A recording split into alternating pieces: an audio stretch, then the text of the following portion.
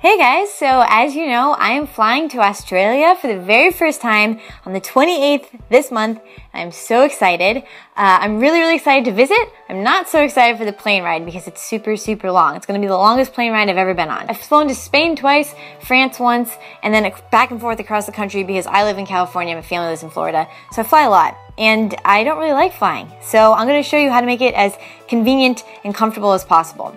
So the very first thing you're going to have to consider is that you have to go through airport security, which, although I'm very grateful that it exists and they keep us safe, it is the biggest pain in the ass. So these are the things you have to remember. You're going to have to take off your shoes because at some point, some guy tried to take explosives onto a plane in his shoes. So now all of us have to take our shoes off before we get on the plane. I'm really grateful he didn't try to smuggle the explosives in his underwear because that would be a much bigger problem. So you're going to want to bring shoes that you can easily slip on and off. Otherwise, you're like stumbling around, hopping on one foot, trying to unlace your shoes, and everyone's waiting behind you and getting angry. People are grumpy in the airport. Unless you're flying to Las Vegas, everyone's in a great mood. Las Vegas and Hawaii, people are in party mode, but otherwise everyone's super grumpy and you don't want to mess with them. So try to make things as convenient for other people as possible as well. The second thing you're going to want to wear is a sweater because it can double as a blanket if you get cold on the plane, and it's easy to take off and on. I just have a regular sweater that's also really comfy. It works perfectly as a blanket. You want to wear layers too because it can be really hot sometimes on the plane and really cold. So prepare for some unpredictable weather on the plane. Alright, next important thing for the airplane, this is what I usually bring if I don't have a bag that I'm checking, but even if you check a bag, sometimes you want to bring toiletries with you on the plane. So you're going to need a little Ziploc bag, put all your toiletries and liquid items into this bag. They have to be able to fit in here. And when you go through security, you're going to separately send this through the scanner. So set that all up beforehand. That way you don't have to dig through your bag for all of your toiletries and liquid items. And again, everyone's going to be behind you getting angry. If you have a really long flight, I suggest, just for comfort reasons, that you bring a couple with you on the plane. So if you do wear makeup, you can bring your touch-up stuff. I just put some mascara in there. I put deodorant in here because for some reason, things get smelly on the plane. Also, a little bit of toothpaste and a toothbrush because when you get off the plane, maybe people you haven't seen in a really long time are picking you up. And the first thing, your first impression with them, you don't want to have really smelly airplane food breath. Some people get really dry skin on the plane, so if you do, you can bring a little thing of lotion. Remember that all liquids have to be 3 ounces or less. So this is exactly 3 ounces. That's about what 3 ounces looks like. What you're also going to want to bring is an iPod if you have one, or an MP3 player with headphones, because if you have a super long flight, it's going to get a little bit boring.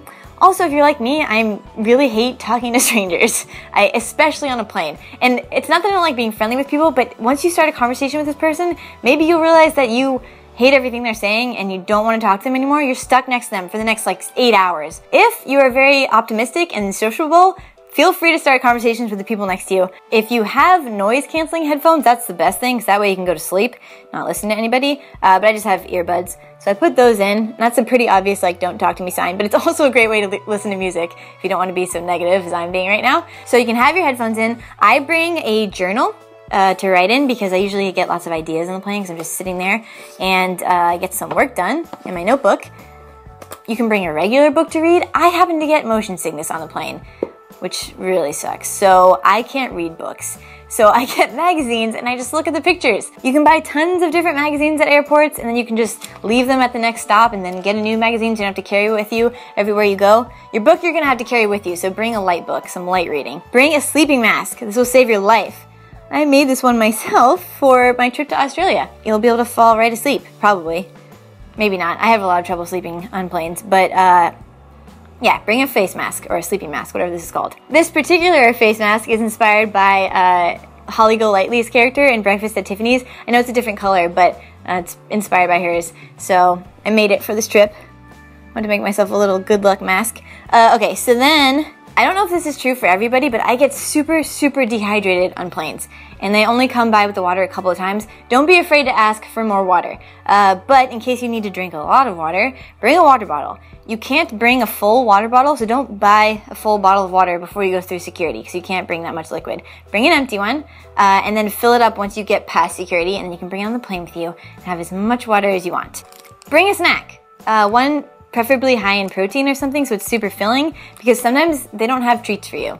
And I love plane treats. They don't taste good, but I always get really hungry on the plane. One of my best pieces of advice is to chew gum on the airplane, because the pressure the change in the pressure is going to drive your ears nuts. When I was little, I used to get really bad ear aches. One way to alleviate that would be to chew gum or to yawn to get my ears popping, and just chewing gum makes it easier. If you want to be obnoxious, you can chew bubble gum. Also, gum is a great gift for the person sitting next to you as a way of saying you're sorry for completely tuning them out the entire time. Alright, my last piece of advice is to dress nicely. And this is a weird one because while I was researching flying tips, I came across this tip on several websites, and it's to dress nicely because if you happen to get the opportunity to be bumped up to first class, they won't do it if you're dressed like a slob. So be as comfortable as possible while still looking kind of nice, because they want to keep first class classy. And if you're looking really good one day and they have some available spots, they might just bump you up, which would be awesome. So yeah, that's all of my flying tips for right now, I think. I'll probably have a lot more after I fly to Australia. If you have any questions about the advice I gave you today, ask me in the comment section below. Or if you have better tips on flying that I didn't mention, please let me know because I could use the help. And if you happen to be on a plane, look for a girl wearing this bright pink mask and you will find me. Alright, I hope you guys have an excellent week and I'll see you in Australia.